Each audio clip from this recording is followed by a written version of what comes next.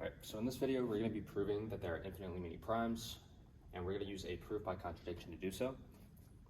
Now, we're going to be using a proof by contradiction because if we just tried to list out every prime number like this, say 2, 3, 5, 7, 11, go on and on and on, and try to reach some point where we don't find any more primes, well, that wouldn't work because we could always keep going and not know if maybe we find another prime number.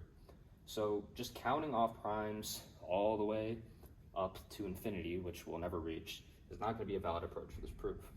So rather, we can assume that there are finitely many primes.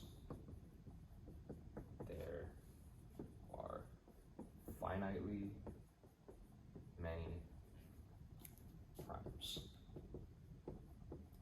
So basically what we've done here is we've taken the proposition that there are infinitely many primes, and we've assumed kind of the opposite.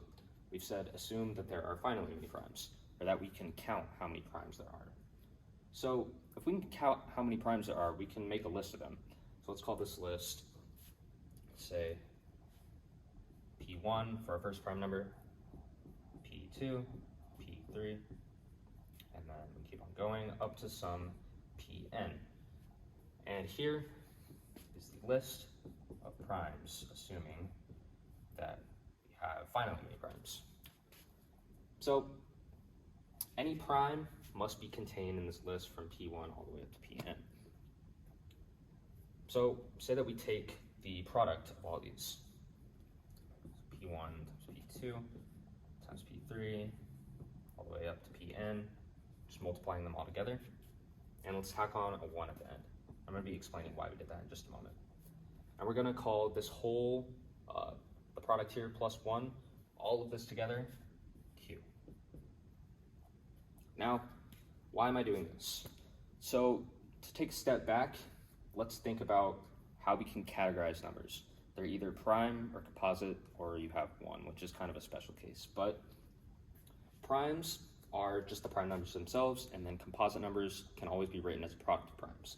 So like 3 is just 3 because it's a prime number, but if you have a number like 6, you can write that as 3 times 2. And you can do this for any composite number. So following this, it makes sense that any composite number should be evenly divisible by a prime number that's made up of. So 6 is obviously going to be evenly divisible by 3 or evenly divisible by 2. So going back to this, we have this number Q that's the product of all the prime numbers plus 1. So we can say that Q must be greater than any of the primes in our list, right? And in fact, it's greater than the sum of them, or product of them, because we add on that 1 at the end. So Q is greater than the product of the primes. And Q is greater than any of the primes, like I said before. So we have this list of primes, we take the product of them, but we know that all the primes are contained in this list. And if Q is greater than any of these primes, well, then Q can't be a prime number itself. And going back to what we said about composite numbers, numbers that aren't prime, well, they should be evenly divisible by prime numbers because each composite number is the product of prime numbers. So we take this Q and we say, well, if it's not a prime number because it's not contained in this list, it's greater than any of them, then it makes sense that it should be divisible by some prime number. So let's take P3, for example.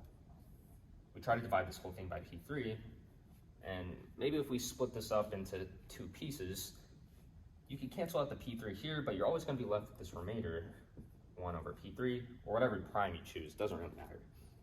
So this, of course, is not an integer, so we have this remainder, and Q is not evenly divisible by any of the prime numbers. But Q is not a prime number itself, as we've shown before, because it's greater than the product of them, and it must be greater than any of these prime numbers. So we reach contradiction here. If it's not prime, then it should be divisible by one of the prime numbers that must exist in this finite list of primes. But it's not, because we're always going to get this remainder. And this is where we reach contradiction. So we have reached a contradiction.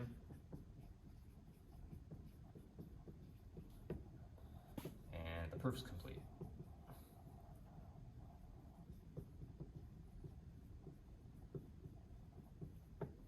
I might add, this doesn't really have like all the writing that you would want in a formal proof, but it's just kind of the different parts that I thought would be most important to break down about this proof. Any of the parts that might have been confusing. So it's just kind of a roadmap for the reasoning behind this proof. And yeah.